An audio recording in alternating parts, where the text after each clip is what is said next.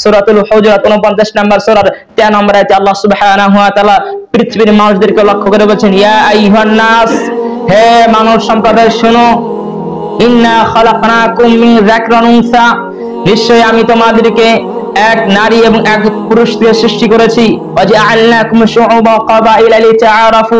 এবং তোমাদেরকে আমি আল্লাহ সুবহানাহু ওয়া তাআলা বিভিন্ন জাতি এবং বিভিন্ন গোত্রে বিভক্ত করেছি, লিতাআরাফু, যাতে করে তোমরা একে অপরে পরিচিত হতে পারো। এরপরে আল্লাহ সুবহানাহু ওয়া তাআলা বলেন, ইন্না আকরামাকুম ইনদাল্লাহি আতকাকুম, নিশ্চয়ই তোমাদের মধ্যে আল্লাহর নিকটে সবচেয়ে অধিক পছন্দনীয়, অধিক পরহেজগার, অধিক সম্মানিত ওই ব্যক্তি আতকাকুম, যে আল্লাহ সুবহানাহু ওয়া তাআলাকে ভয় করে, যার অন্তরে আল্লাহ সুবহানাহু ওয়া তাআলার ভয় আছে, যে ব্যক্তি সদা সর্বদাই আল্লাহ সুবহানাহু ওয়া তাআলাকে ভয় করে, এই হচ্ছে আল্লাহর নিকটে অধিক প্রিয়। সেজন্যই আমাদের উচিত তাকওয়া অবলম্বন করা, এবং তাকওয়া অবলম্বন করতে পারলে আমরা দুনিয়া এবং আখিরাতে সফলকাম হব।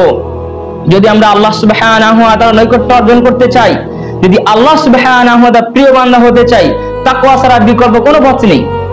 তাকওয়া অবশ্যই অবলম্বন করতে হবে, এবং এই তাকওয়া এটা অন্তরে সম্পৃক্ত বিষয়। আল্লাহ নবী সাল্লাল্লাহু আলাইহি ওয়াসাল্লাম বলেছেন, হাদিসে জামিআত তিরমিজি হাদিস নাম্বার 2004 নম্বর হাদিস, হাদিসের রাবি আবু হুরায়রা রাদিয়াল্লাহু তাআলা আনহু, আবু হুরায়রা রাদিয়াল্লাহু তাআলা আনহু বলেন, সাইলা রাসূলুল্লাহ সাল্লাল্লাহু আলাইহি ওয়াসাল্লাম, আল্লাহ নবী সাল্লাল্লাহু আলাইহি ওয়াসাল্লামকে জিজ্ঞাসা করা হলো, বলা হলো, আল্লাহ নবী সাল্লাল্লাহু আলাইহি ওয়াসাল্লাম, আন আকসারি মা ইউদখিলুনা সাল জান্নাহ, মুহাম্মদ সাল্লাল্লাহু আলাইহি ওয়াসাল্লাম, আপনি কি আমাদেরকে বলে দেন তো, কিয়ামতের মাঠে যেদিন পিতা মাতা ভাই বোন একে অপরে কেউ কাউকে চিনবে না, এমন বিপদ মুসিবতের দিন কিয়ামতের মাঠে আল্লাহ সুবহানাহু ওয়া তাআলা মানুষকে জান্নাত দিবেন কোন আমলের কারণে, কিসের মাধ্যমে মানুষ সবচেয়ে বেশি জান্নাতে যাবে?